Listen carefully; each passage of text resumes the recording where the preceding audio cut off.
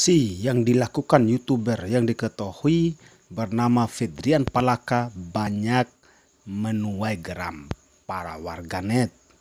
Bahkan pria muda ini pernah mengupload video permohonan maafnya, namun di akhir video ia mengutarakan jika permintaan maaf tersebut bohong.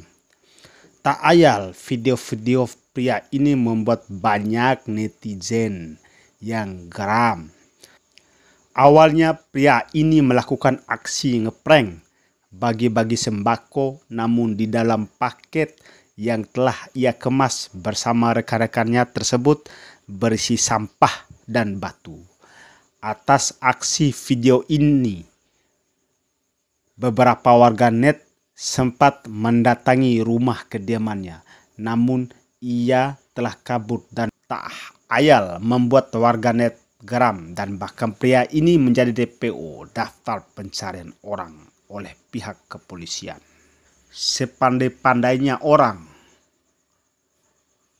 dan bersembunyi serta melarikan diri, tentunya lebih lincah dan pandai lagi pihak kepolisian untuk dapat menemukannya.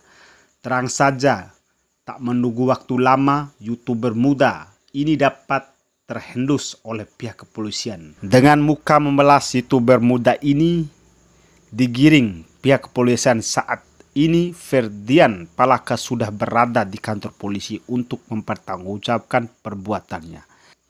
Dari sekian banyak warganet, tak ada satupun yang merasa kasihan atau iba terhadapnya.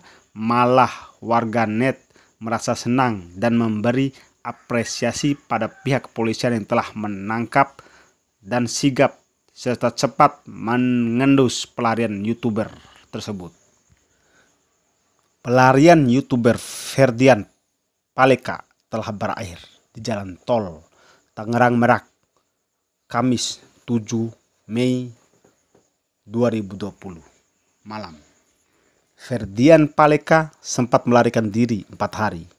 Seperti diketahui, nama Ferdrian Palaka mulai tercuat saat dirinya membuat prank membagikan sembako isi sampah kepada waria di Jalan Ibrahim Aji, Kota Bandung, Jawa Barat. Akhirnya Ferdrian ditangkap oleh jajaran Polda Jawa Barat dibantu oleh petugas Polrestro Tangerang. Setelah ditangkap, Ferdrian Palaka digiring ke Polsek Tangerang. Saat di kantor polisi, Ferdrian Palaka yang mengenakan kaos abu-abu dan celana panjang warna senada terlihat menundukkan kepala.